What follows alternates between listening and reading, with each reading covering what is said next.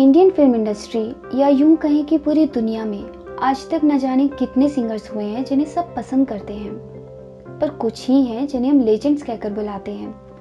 और उनमें से एक हैं लता मंगेशकर जी, जिन्हें हम प्यार से दीदी या नाइटिंगेल ऑफ इंडिया कहकर भी बुलाते हैं। इन्हें कौन नहीं जानता होगा।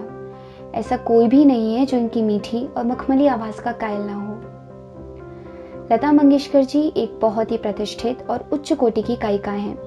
इनकी बराबरी न कोई अब तक कर सका है, न ही कभी कर पाएगा। इनकी गायकी की प्रशंसा की जाए तो शब्द भी कम पड़ जाते हैं। तो दोस्तों, आज मैं आपको लता मंगेशकर जी से जुड़े कुछ ऐसे अनसुने किस्से सुनाऊंगी जो आपने पहले शायद ही सुने होंगे। ऐसा कहा जाता है कि लता मंगेशकर जी ने इंडो चाइना वॉर के बाद जब ऐ मेरे वतन के लोगों गीत गाया था, तब भारत के पहले प्रधानमंत्री जवाहरलाल नेहरू की आंखों में आंसू आ गए थे। हम इसी से पता लगा सकते हैं कि लता जी की आवाज किसी के भी दिल को किस हद तक छू सकती है। लता मंगेशकर जी का जन्म 28 सितंबर 1929 को इंदौर में हुआ था और कुछ ही को पता होगा कि इनका पहले नाम हेमा रखा गया था, लेकिन बाद में इनके माता पिता ने अपने एक नाटक में लतिका के चरित्र निभाने के बाद इनका नाम लता रख दिया। और अगर इनकी स्कूली शिक्षा की बात की जाए तो लता मंगेशकर जी केवल एक दिन के लिए स्कूल गई थी। लोगों का कहना था कि इन्होंने स्कूल जाना इसीलिए छोड़ दिया क्योंकि वे अपनी छोटी बहन आशा को अपने साथ ले जाती थी और स्कूल में संगीत भी सिखाना चाहती थी, जिसकी उन्हें इजाज़त नहीं थी। इसी वजह से नाराज होकर इन्होंने स्कूल जाना छोड़ दिया था। लता मंगेशकर जी ने 13 साल की उम्र में अपना परिवार भी छोड़ दिया था। इनके पिता की 1942 में मृत्यु के बाद इन्होंने अपना करियर एक सिंगर के तौर पर शुरू किया। आपको बता दूं कि लता जी ने अपना पहला गाना 1942 में एक मराठी फिल्म कीती हसाल के लिए गाया था, पर इस गाने को इस फिल्म से किसी वजह से हटा दिया गया था। यहाँ तक कि फिल्म फेयर में फीमेल सिंगर की कैटेगरी का श्रेय भी इन्हीं को जाता है। पहले फिल्म फेयर में बेस्ट फीमेल प्लेबैक सिंगर के लिए कोई भी कैटेगरी नहीं थी, इसीलिए लता मंगेशकर जी ने फिल्म फेयर शो में गाने से भी मना कर दिया था और इसके बाद केवल लता जी के लिए 1958 में पहली बार फीमेल प्लेबैक सिंगर की कैटेगरी शुरू की गई।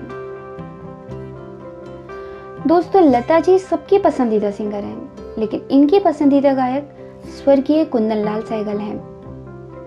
लता जी केएल सहगल की इतनी बड़ी फैन थी कि रेडियो पर इनका गाना हर जरूरी काम छोड़कर सुनने लग जाती थी। इनके बारे में एक और अनसुनी बात है, वो ये है कि लता मंगेशकर जी जो अपनी अलग आवाज और गायकी के लिए मशहूर हैं, वो अपने शुरुआती गायन करियर के दौरान उस समय की फेमस सिंगर नूरजहां की नकल करती थी, लेकिन बाद में इन्होंने अपनी खुद की गायन शैली विकसित कर ली थी और ये हम सब जानते हैं। और अगर इनकी उपलब्धियों की बात की जाए तो लिस्ट बहुत लंबी है, पर कुछ महत्वपूर्ण सम्मान ये हैं कि लता मंगेशकर जी के पास सर्वश्रेष्ठ प्लेबैक सिंगर के लिए सबसे पुरानी 61 साल पुरानी राष्ट्रीय फिल्म पुरस्कार विजेता का रिकॉर्ड है।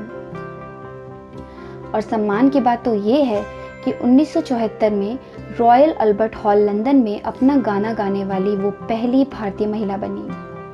और गायन के क्षेत्र में MS सुब्बुलक्ष्मी के बाद लता मंगेशकर ही हैं जिन्हें भारत रत्न से सम्मानित किया गया है। लता जी ने वैसे तो कई हिट गाने दिए हैं, लेकिन फिल्म महल का गाना आएगा आने वाला इनके करियर में मील का पत्थर साबित हुआ। इसके बाद से ही लता मंगेशकर जी काफी फेमस हो गई थी। कहा जाता है कि ये गाना सबसे मुश्किल गानों में से एक है और इसे लता जी के अलावा कोई भी इतनी खूबसूरती से नहीं गा सकता। बहुत कम लोग जानते होंगे कि राज कपूर अपनी फिल्म सत्यम शिवम सुंदरम में पहले लता मंगेशकर जी को ही लेना चाहते थे। सत्यम शिवम सुंदरम की कहानी उनकी जिंदगी से ही प्रेरित होकर लिखी गई थी। दोस्तों, लता मंगेशकर जी के जीवन की एक और घटना जो मैं आपको बताने जा रही हूँ वो ये है कि 1962 में ये बहुत ज़्यादा बीमार पड़ गई थी। जांच कराने पर पता चला कि इन्हें मारने के लिए इन्हें धीमा जहर दिया गया है। जहर की वजह से वो 3 महीने तक बीमार पड़ी रही थी। तो ये थे लता मंगेशकर जी के जीवन से जुड़े कुछ अनछुए तथ्य जिन्हें मैंने आपको बताया। और अगर ये वीडियो आपको अच्छा लगा हो तो प्लीज़ कमेंट ज़रूर कीजिएगा और मेरे इस चैनल को प्लीज़ सब्सक्राइब ज़रूर कीजिएगा। Thanks for watching.